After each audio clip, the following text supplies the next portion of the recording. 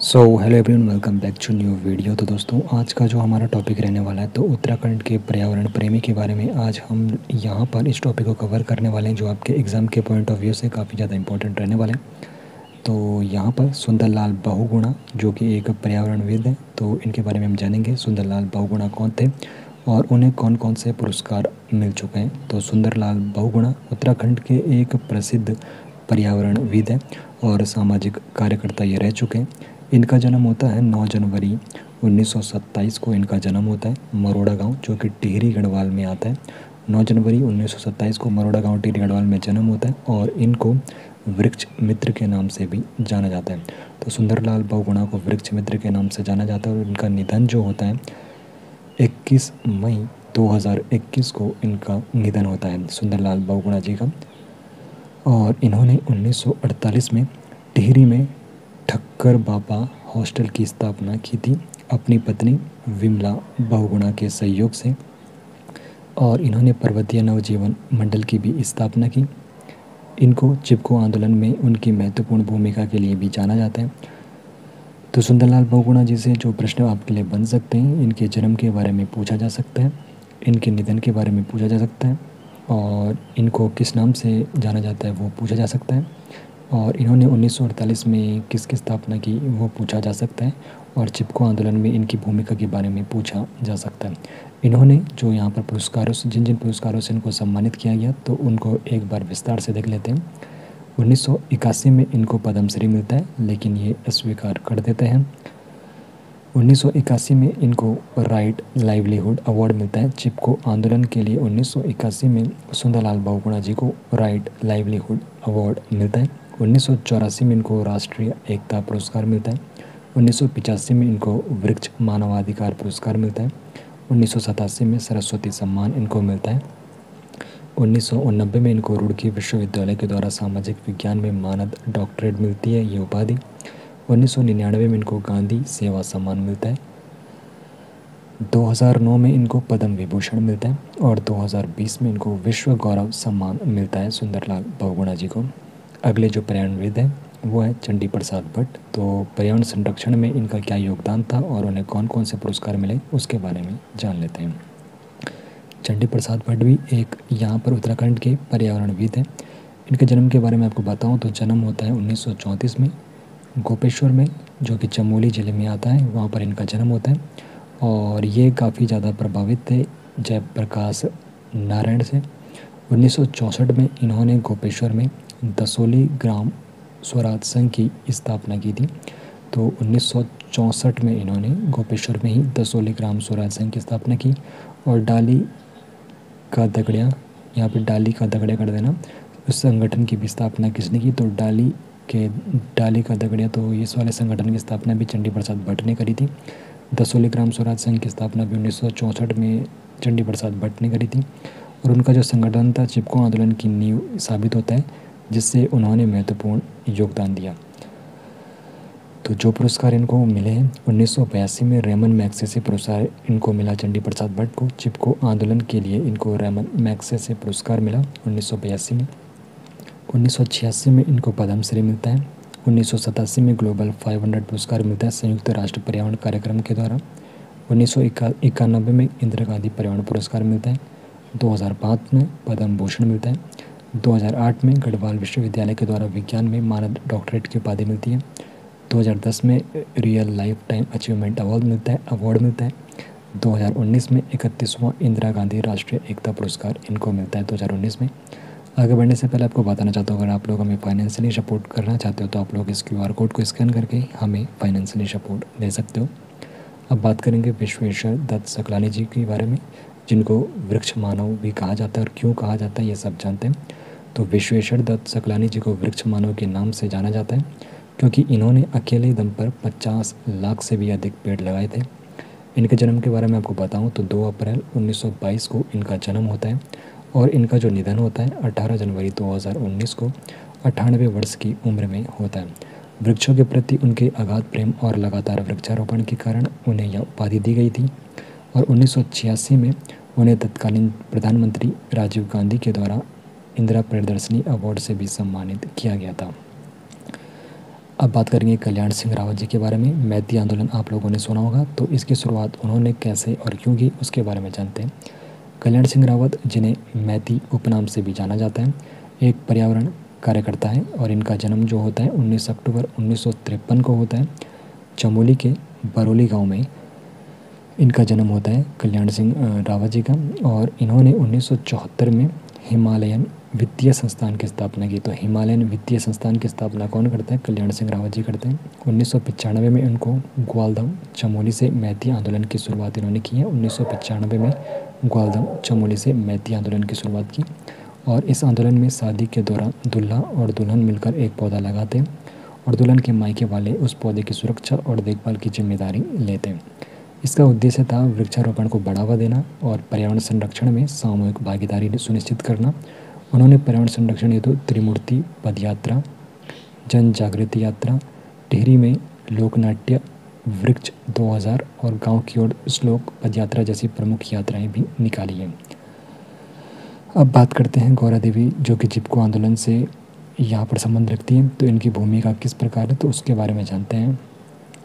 गौरा देवी, जिन्हें चिपको वुमेन के नाम से भी जाना जाता है, इनके जन्म के बारे में आपको बताऊं तो 1925 में इनका जन्म होता है। चमोली के लाता गांव में इनका जन्म होता है और अपनी पति की मृत्यु के बाद 1972 में रैणी गांव की महिला मंगल दल की ये अध्यक्ष चुनी जाती है 1972 में।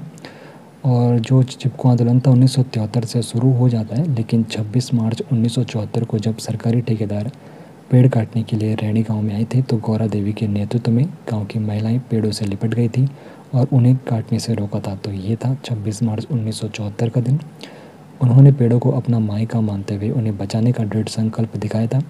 यह घटना चिपको आंदोलन की नींव बनी थी और गौरा देवी को इस आंदोलन की सूत्रधार माना जाता है। 1986 में उन्हें चिपको आंदोलन में उनके महत्वपूर्ण योगदान के लिए प्रथम वृक्ष मित्र पुरस्कार से सम्मानित किया गया था।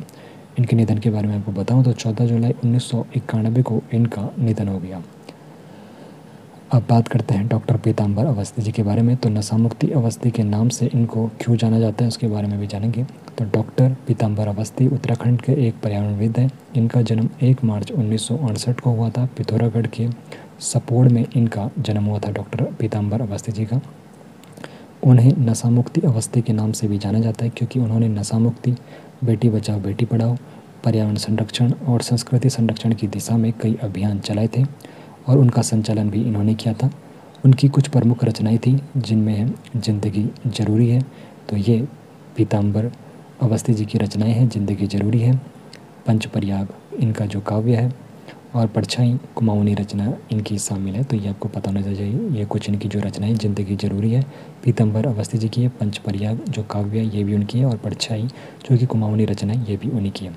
सुरेश भाई का पर्यावरण संरक्षण में क्या योगदान था, तो इसके बारे में भी जान लेते हैं। सुरेश भाई को रक्षा सूत्र आंदोलन का सूत्रपात करने वाला माना जाता है।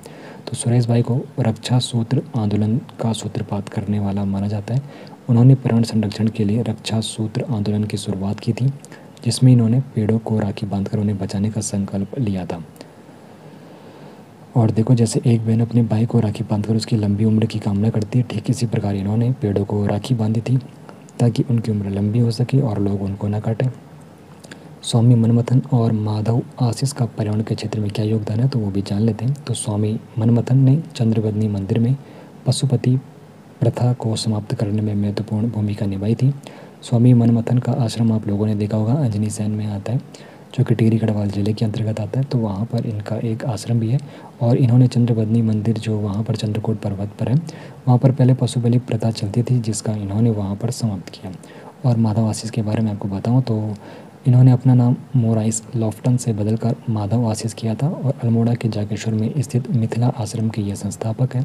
तो मिथिला आश्रम के संस्थापक कौन है? माधव आशीष है। और यह आश्रम आध्यात्म और पर्यावरण संरक्षण को समर्पित है। अब विस्तार से हम जानेंगे यहाँ पर इन पर्यावरणविद के बारे में।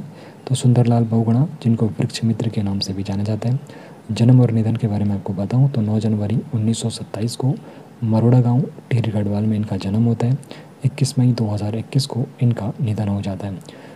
उपनाम इनका वृक्ष मित्र था, यानी कि वृक्षों से अत्यधिक लगाव के कारण इनका वृक्ष मित्र नाम पड़ा था। इनका जो मुख्य योगदान है, 1948 में टिहरी में ठक्कर बापा हॉस्टल की स्थापना की। ठक्कर बापा एक सामाजिक कार्यकर्ता और हरिजन सेवक संघ के महासचिव से प्रेरित होकर इन्होंने की थी। अपनी पत्नी विमला देवी के सहयोग से इन्होंने पर्वतीय नवजीवन मंडल की भी स्थापना की थी, तो ये भी आपको पता होना चाहिए। चिपको आंदोलन में इनकी इन्होंने महत्वपूर्ण भूमिका निभाई है। और पुरस्कारों के बारे में अभी मैंने आपको ऊपर विस्तार से बताया, तो वही पुरस्कार इनको मिले हैं जो मैंने अभी आपको ऊपर बताए हैं, तो आप लोग इसका स्क्रीनशॉट भी ले सकते हो। आगे बात करेंगे चंडी प्रसाद भट्ट जी के बारे में। तो 1934 में 23 जनवरी 1934 को गोपेश्वर चमोली में इनका जन्म होता है। और ये सर्वोदयी नेता जयप्रकाश नारायण से काफ़ी ज़्यादा प्रभावित थे। इनका जो मुख्य योगदान है 1964 में, योगदान इनका जो है 1964 में गोपेश्वर में दसोली ग्राम स्वराज संघ की इन्होंने स्थापना की थी गोपेश्वर में। और डाली का दगड़िया, तो डाली का साथी संगठन की भी स्थापना इन्होंने की, जो पर्यावरण संरक्षण से संबंधित था। गौरा देवी के साथ मिलकर चिपको आंदोलन की नींव रखने में इन्होंने महत्वपूर्ण भूमिका निभाई थी। और इनको जो पुरस्कार और सम्मान अभी मैंने ऊपर आप लोगों के साथ डिस्कस किए थे, तो वही पुरस्कार और सम्मान इनको मिले थे। विश्वेश्वर दत्त सकलानी, जिनको वृक्ष मानव के नाम से भी जाना जाता है, इनका जन्म 2 जून 1922 को पौड़ी गढ़वाल के कोटद्वार में होता है। और 18 फरवरी 2018 को इनको 98 वर्ष की उम्र में इनका निधन हो जाता है। वृक्ष मानव के नाम से इनको क्यों जाना जाता है? क्योंकि इन्होंने अकेले 50 लाख से अधिक पेड़ लगाए थे। इनका जो मुख्य योगदान था, अकेले 50 लाख से अधिक वृक्षारोपण कर पर्यावरण संरक्षण में इन्होंने अद्वितीय योगदान दिया था। पुरस्कार जो इनको मिला था 1986 में इंदिरा प्रियदर्शनी अवार्ड इनको मिला था तत्कालीन प्रधानमंत्री राजीव गांधी जी के द्वारा। कल्याण सिंह रावत के बारे में आपको बताऊं तो इनको मैती के उपनाम से भी जाना जाता है। इनका जन्म 19 अक्टूबर 1953 को चमोली के बरौली गांव में हुआ था। मैती आंदोलन के प्रणेता ये रहे हैं। 1974 में हिमालयन वित्तीय संस्थान की इन्होंने स्थापना की थी। 1987 में रवाई घाटी में स्कूली बच्चों के साथ मिलकर उत्तराखंड शिक्षा युवा की सबसे बड़ी नर्सरी इन्होंने बनाई थी। 1995 में गौचर चमोली से मैती आंदोलन की इन्होंने शुरुआत की थी। मैती आंदोलन, जैसे कि मैंने अभी आपको ऊपर बताया था, शादी के समय लड़का और लड़की के द्वारा वृक्षारोपण किया जाता है और लड़की के मायके वालों की जिम्मेदारी होती है कि वे उस पेड़ की सुरक्षा और देखभाल करें। इससे प्रत्येक विवाह पर वृक्षारोपण को प्रोत्साहन मिलता है। और पर्यावरण संरक्षण हेतु कई यात्राएं भी इन्होंने निकाली, जैसे त्रिमूर्ति पद यात्रा, समय यात्रा, लोक नाट्य, वृक्ष गाँव की ओर पद यात्रा। तो इनके कुछ यहाँ पर ये जो यात्राएं थी उसके बारे में भी आप लोगों ने जान लिया। गौरा देवी, तो चिपको मूवमेंट की ये सूत्रधार मानी जाती है। 1925 को लाता गांव जो कि चमोली में है, वहाँ पर इनका जन्म होता है। और 14 जुलाई 1991 को इनका निधन हो जाता है। इनका जो मुख्य योगदान है 1972 में महिला मंगल दल की अध्यक्ष चुनी जाती है। 26 मार्च 1974 को जब रैनी गाँव में चिपको आंदोलन की नींव रखी गई थी, उस वक्त सरकारी ठेकेदार पेड़ काटने आए थे, तो गांव की महिलाएं, विशेषकर पुरुष, बाहर गए थे। उस वक्त इन महिलाओं ने पेड़ों से लिपट गई और उन्हें काटने से रोका। गौरा देवी ने उनसे कहा, पेड़ों को गोली मारो और हमें काटो। उन्होंने पेड़ों को अपना मायका यानी कि पियरी समझा था। यह घटना चिपको आंदोलन की शुरुआत कही जाती है। पुरस्कार जो इनको मिला 1986 में, प्रथम वृक्ष मित्र पुरस्कार इनको 1986 में मिलता है चिपको आंदोलन में महत्वपूर्ण भूमिका निभाने के लिए। डॉक्टर पीताम्बर अवस्थी, नशा मुक्ति अवस्थी के नाम से भी इनको जाना जाता है। 1 मार्च 1968 को पिथौरागढ़ के सपोड़ में इनका जन्म होता है। नशा मुक्ति अवस्थी इनका उपनाम था। पर्यावरण संरक्षण के साथ साथ नशा मुक्ति, बेटी बचाओ बेटी पढ़ाओ, संस्कृति संरक्षण आदि दिशाओं में कई अभियान इन्होंने चलाए थे। प्रमुख रचनाएं जो इनकी हैं, जिंदगी जरूरी है, लघु कथा है, पंचपर्याग एक काव्य है और परछाई देखकर एक कुमाऊनी इनकी रचना है। अन्य कुछ प्रमुख पर्यावरणविद जो है, सुरेश भाई रक्षा सूत्र आंदोलन के सूत्रपात है। स्वामी मनमथन, जिन्होंने चंद्रबंदी मंदिर में पशु बलि प्रथा को समाप्त किया था। और माधव यहाँ पर मिथिला आश्रम के संस्थापक थे। माधव आशीष, यहाँ पे माधव आशीष होगा, जो मिथिला आश्रम के संस्थापक है। और अध्यात्म और पर्यावरण को ये समर्पित है यह आश्रम, जो कि अल्मोड़ा के जाकेश्वर में स्थित है। तो पर्यावरणविद के बारे में भी आप लोगों ने विस्तार से जान लिया। बाकी मिलेंगे आपसे नेक्स्ट वीडियो में।